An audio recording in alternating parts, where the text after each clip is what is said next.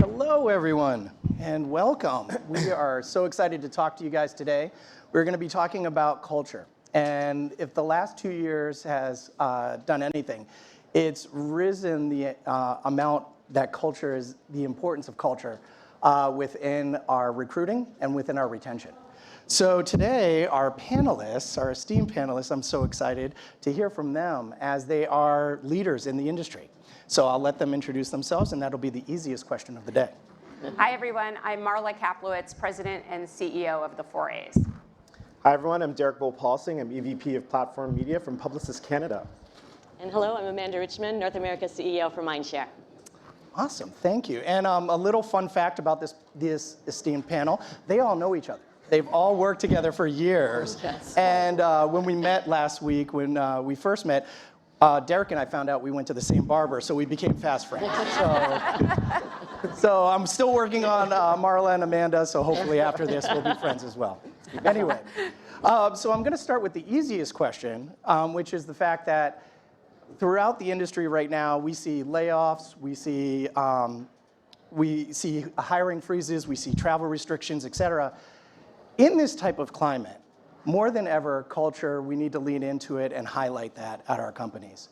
So for one, how do you build and go about building really an authentic culture within each of your companies? And truthfully, how do you not just market that externally, but also internally for retention purposes? So Derek, why don't we start with you? That's the easy question? That's the easy question. I think where it starts is transparency. I think you have to hold to the values that your company has, whether that's at the executive level all the way down through middle management. But you really have to be transparent with the company. You have to communicate clearly and often. You have to let them know what the plan is. And it just can't just be, hey, this has happened. So there really has to be a plan in place and a very consistent communication structure to make sure you're delivering on those initial values that you hold so dear. Awesome. Amanda? Yeah, it's been interesting coming out of the COVID phase, right? At least that has prevented or positioned really a big spotlight on culture and people. So that's finally being recognized more than ever. But there's a nice pivot that we've seen that's from taking away this notion of culture being built at the top at an organization, and you have a culture committee that does some events and brings everyone together. We need to think more about what is the actions that we can take and how can we listen and go beyond just surveys to really having connections with people to see how they'd like to shape culture and what the behaviors are to inform that. So we pivoted from this notion of culture committee to action board, and how do you bring that to life? Awesome. And Yeah. Marla? And to me, culture is what your people bring to it. And you have to start with your people, because every organization, you've got people, product, and clients or customers. You've got to really listen to them. And I have been asking a lot of agency leaders lately, how do you define culture? Is it people or place? Because a lot of them are really focusing on, we have to get people back in the office, we have to have, is it parties? Like, how are you defining your culture? And I think you talked a lot about values. And your culture are your people, what they bring to it. It's living, it's breathing, it's evolving, but it has to reside on the foundation of your values. I think that's core. Yeah, that's awesome. And Marla, we're going to stay with you.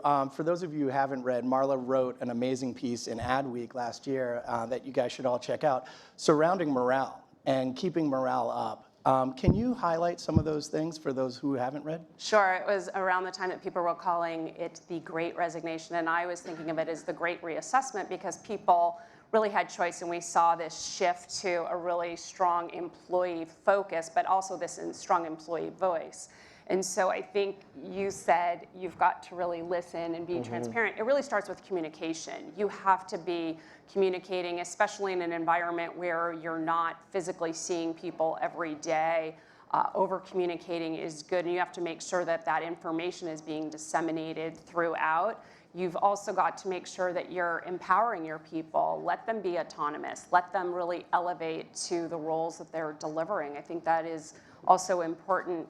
I would also say make sure that you have a strong foundation on your values, which I already said, but you need to invest in them. They're very much looking for career pathing. They want to grow their career. They're very fascinated with certifications and badging. So what can you do to really accelerate their learning and augment that? But you also have to make them feel safe and give them access to mental health and wellness resources. That is increasingly more important, as we see in the workplace today. And I do believe what you have to do is just focus on who are they and what do they want. And if they tell you they want flexibility, we'll really dig deep and understand that they're not monolithic. Everyone is going to want something different, but you're going to have to really think about how you can accommodate the masses. Amanda, how do you guys keep up morale? Yeah, no, going back to Marla's article, there was so much there that was so impactful when it comes to like the constant repetition and communication around values and more. But I think the notion of empowerment is what really stood out too, around empowering leadership to define what that return to work experience is like. We talk about it in this framework of convene with purpose, and what's behind that is identifying what is your purpose and your team's purpose for coming back in, for collaboration, and what does that look like? So when you take it down from a return to office or a kind of culture mantra at a corporate level and start to say, you're now in charge of defining what that looks like for your team or your practice. Why are you coming in? What can we do to make it actually a more efficient and a stronger experience? How can we develop our team together? That empowerment and shift to making sure your leaderships are defining the culture by their behaviors is what I think makes the biggest difference, more so even than a launch of values or painted on the wall a few words to try to inspire people. And Derek, what about you guys? I mean, just building on what you've both said, it's also having flexibility and agility in the structure and framework you have for your staff. So specifically from a benefit standpoint, we pivoted away from just, hey, you can invest in your retirement savings plan. For a lot of people coming into the workforce, that wasn't really a priority for them. They were buying a house, they're dealing with student debt, they were getting married, they were going through different life stages. So we restructured our benefits plan to have that flexibility. Do you need tech? Do you need to invest? We'll help you in that capacity. So really providing the opportunity for those folks to choose, I think has been really, really successful for us. That's awesome.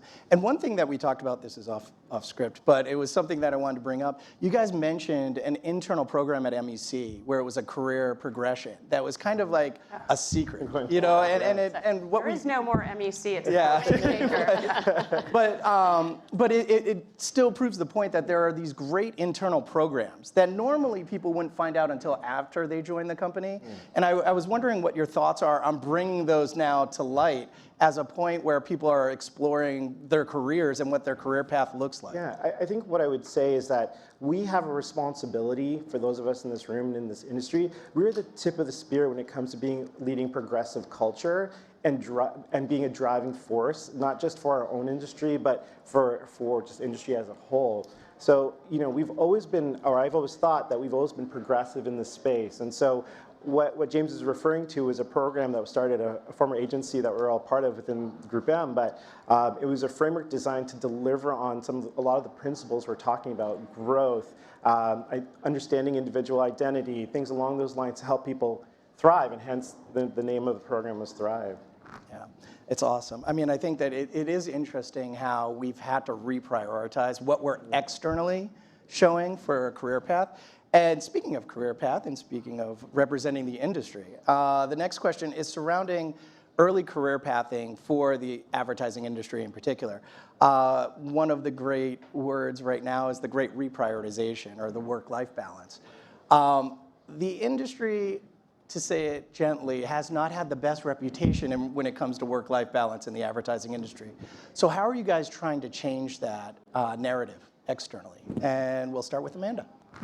Yeah, that again for us goes back to the empowerment of our teams to define where can you create more space for people, more space for thinking, more space for their personal lives, and getting super granular to try and share every little tip and trick, honestly, to save 10 minutes here and 30 minutes there, and just get this momentum going so that we're sharing across the organization where we can create that space for people to have their own life, their own priorities, as well as more thinking time for our clients too.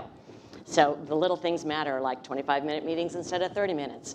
Or better yet, question every single meeting to say, do we really need to do this as a group? Does this need to have 20 people on the invite list? Can't this just be one email? Or by the way, do we even need an email on it? Like, how do you question everything and make sure people are doing that so we can define a much better way of working that's just more agile and more empowering to create the space for our people? So Marla, thoughts? Yeah, it's interesting when I hear the term work-life balance, because many years ago I was working with an executive coach named Helen Mumford Soul. And I was talking to her about how to find that balance. And she said, think about balance. It's almost like you're on a tightrope and you're trying to balance. That's incredibly stressful. She said, why don't you think of it as work-life integration and more like a surfer and you're just trying to flow. And I think that's a really important way of thinking about it, because you have to really understand your employees, not just professionally and what's happening every day from a work standpoint, but what's going on in their personal life. You have no idea what they may be dealing with. Some will share, some won't, but you should be really empathetic to what their situation may be. And many of us have gone down to like a single phone or a single device. We're flexing our time. I think one of the beauties of what's happened over the past couple of years is we get to reimagine what is work today and how we deliver it. I worked remotely last week from Sedona, Arizona. I just flexed my hours. I got to go hiking in the afternoon. That was really nice. But I also made sure my team knew about it because I want them to know that they also have that flexibility. And I think having these conversations are so important. And it's going to be different for every organization, but you have to figure out what works for you, your culture, and your people. Yeah. And Derek? What I would say is the playbooks that we had pre-pandemic, we have to continually revisit those. Everything has changed because everyone's continually reassessing their values and what's important to them. And I think we all know things are going to be a little more rocky heading into Q4 and early FY23. So that assessment is going to continue to progress for the workforce that we have coming in and the workforce we have currently. So I think we have to continually revisit that playbook and making sure that we are consistently listening and investing in time, tools, making sure that we're giving people the space to think about work-life balance. I mean, I don't know about you, but my Outlook calendar looks like a dog's breakfast some days. And so it's really making sure as leaders, not just companies, as leaders, we're investing not only dollars, but time to help people understand work prioritization, like you talked about, what tools that they have at their disposal to automate some of their tasks, things along those lines. So it really is a multi-dimensional issue that you have to work together to solve, because each person is different, and as they progress their career, their needs are going to change as well.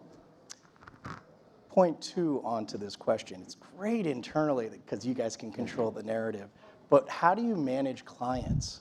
And kind of being transparent with them regarding the time for your staff and that work-life balance. Any suggestions there? Yeah, we've, coming out of what's called Vantage and seeing Vantage scores where you're getting that kind of referral comment and the verbatims from clients, you can see they're struggling a bit with what we're all seeing when it comes to more talent rotation in the industry, losing some of that DNA of people that have been on maybe a client business for 5-6 years. You need to move them off, and how do you communicate that? So we actually have come together with some of our clients to lay out what a talent playbook is for that team. And it takes the best of a client culture as well as the agency culture to talk about what's this shared team culture, and then how do we think about talent development within that so that we're onboarding new people onto this team effectively. And that puts some of the onus also on the client to let them into our business or let us into their business a bit more. And then also think about how are we progressing that talent over time and having some prediction on, in a year out, we think this person will be ready for promotion. Are you aligned to this? How do we think about restacking this team and continue to have that a dialogue so it isn't that phone call surprise of we have to move this person off or this person has left. There's a little bit more of a shared responsibility to motivate the team, to build this culture, and to retain talent together. Love that. Derek, anything? Yeah, I think the same sort of thing. It really is collaborating with clients to making sure you have that playbook and they understand the reality. Reasonable clients really understand the challenge that we have from a talent perspective, and they want to collaborate with us and want to have that conversation. So it really is, as Amanda touched on, working with them very closely.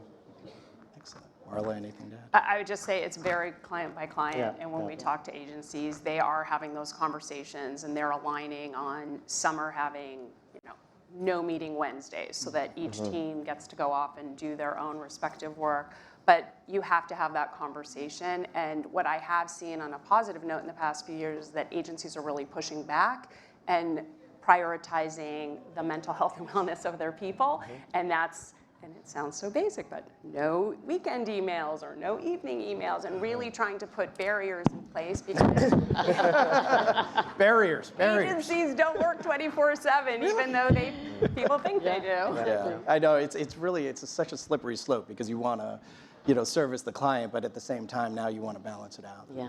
We have the opportunity to talk a bit more now about like deliverables and outcomes instead of FTEs on the staff plan. And so kind of changing that dynamic too, about outcomes instead of time against the business. Exactly.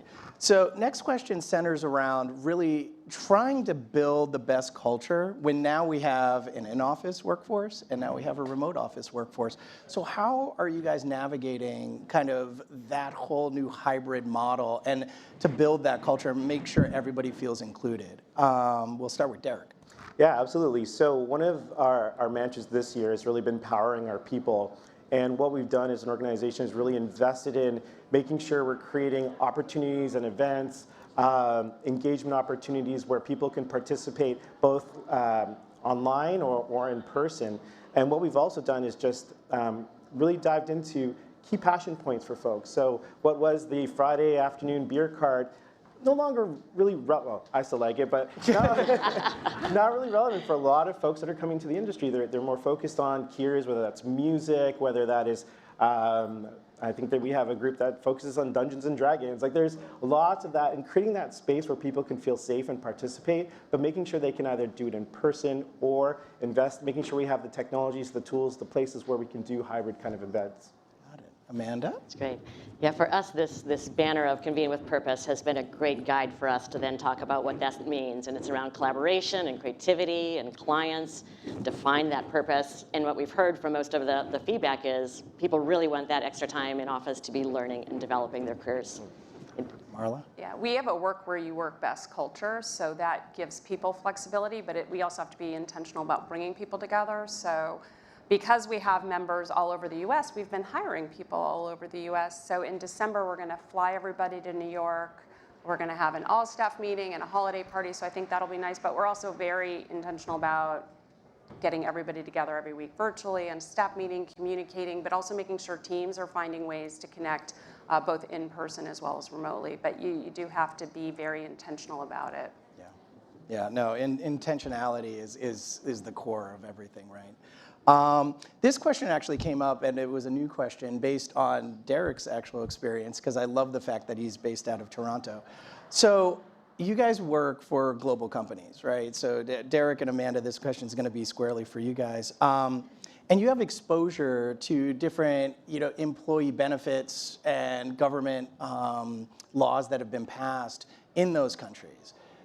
At your level, in theory, you could kind of cherry pick whether it's 6 months maternity leave or a year or these other things that are in place in Europe and other parts of the world.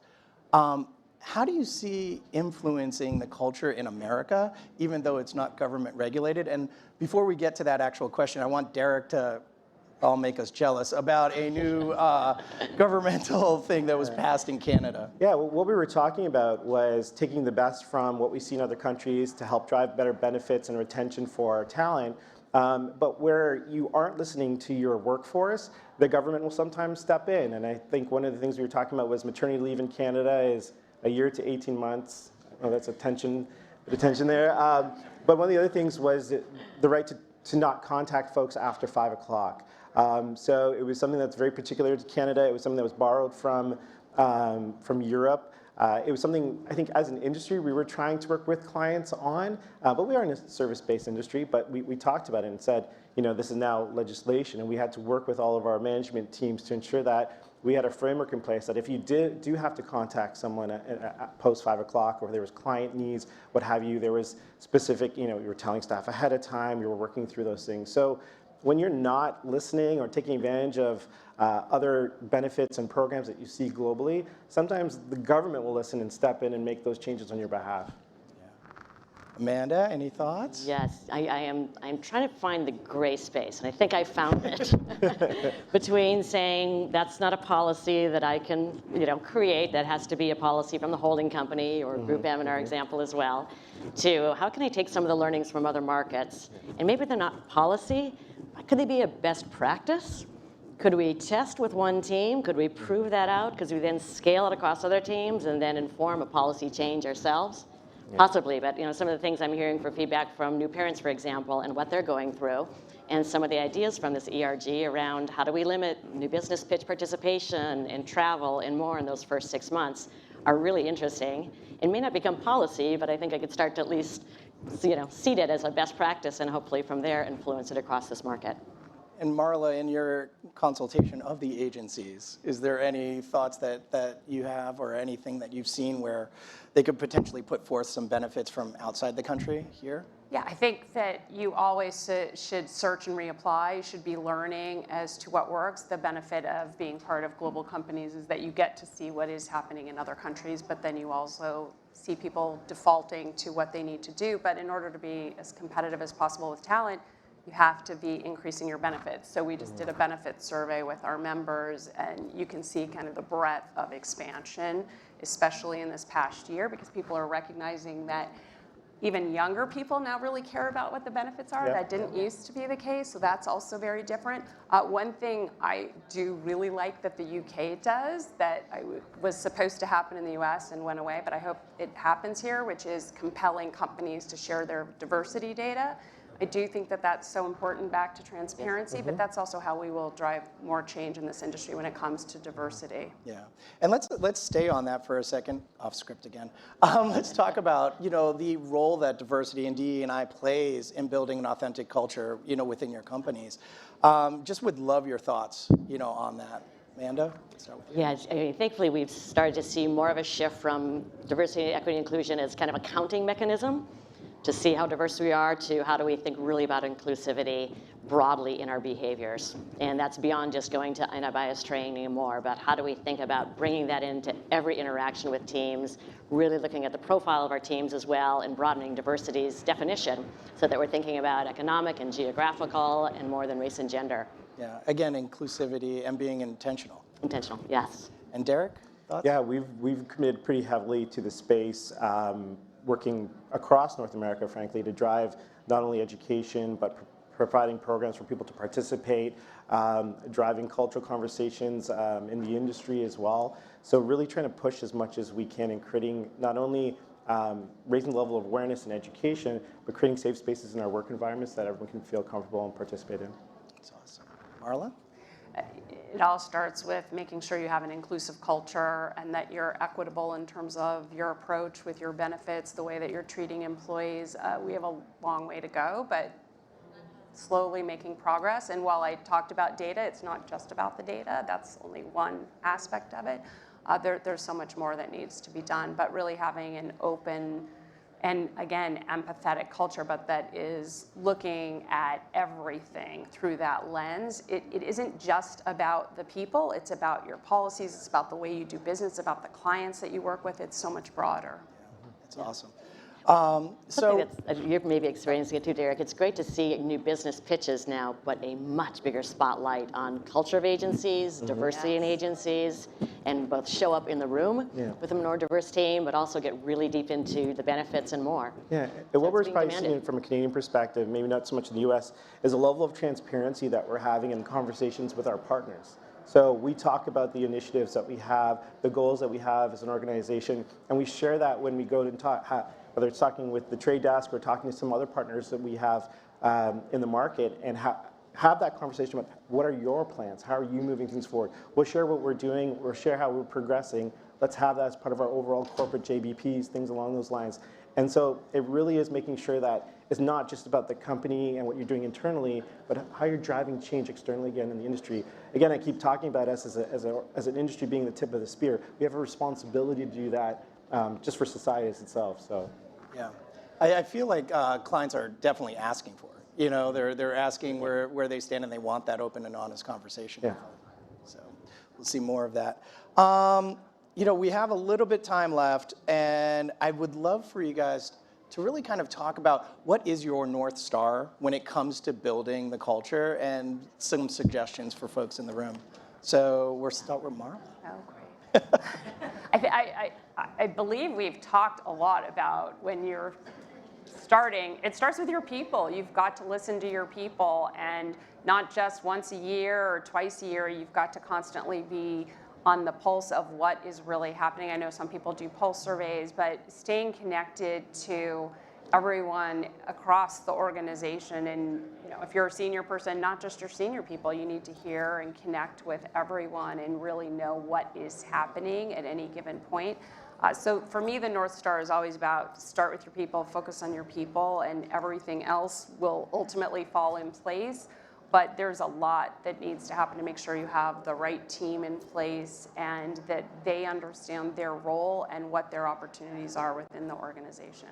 Yeah, I love that constant communication with the team and check-ins, because we're so used to that once a year. You know, once a year employee survey that gets sent out, and that's the only time we actually ask, how's our driving? So, you know. Or performance reviews that are only once or twice a year. Like, you constantly have to be having those conversations, and people want to know, how am I doing? Where's my career going? And really understanding the different dynamics for people, especially the way we're working now. You have to really understand, is this someone who likes to work? Are they introvert? Are they extrovert? What is their work style? And just trying to adapt to that as well. I'm a big proponent of creating a coaching culture so that you're constantly coaching after meetings, and we can all improve. I can improve, definitely. So it's that constant feedback. That way, at the end of the year, it isn't a hard conversation. Derek, your thoughts? It's having a plan and not just falling back to the old playbook from pre-pandemic. I think it's okay to try things. Not everything's going to work, and we're learning together as this is just really it's just a new time for us as an industry. So build a plan, but have agility in there. And as you have your comms framework and you're checking in and you need to pivot, make sure you have that agility in your plan and your framework to pivot if you need to, if things aren't working. But don't be afraid to test and learn, and make sure you're getting that feedback loop regularly so you know what's working and what's not. And Couldn't agree more with that. It's building the plan, and we had the great fortune at Mindshare as we were doing an evolution to a new positioning around good growth. To talk about culture is forming that vision and then the values and everything that ladders off of that. So if we're about good growth for our clients, our agency, and our people, that gives us a lot of permission to talk about what good growth is for our people and the values of energy, empathy, and impact that then support that then define what are the behaviors we expect from people and goal people against that as well, so that there are KPIs around goal setting of how are you bringing that energy, empathy, and impact to life. And that creates this kind of this sense of momentum around their own good growth, but also how they grow clients' business by behaving this way in a much more inclusive culture. But you have to be consistent and clear and over-communicate, and it's kind of sometimes amazing how many times you have to repeat the same language and words till it really sinks into how am I changing my behaviors to represent that. that's awesome. Well, thank you all so much for joining us today. Thanks to our panel. Please give us a large round of applause.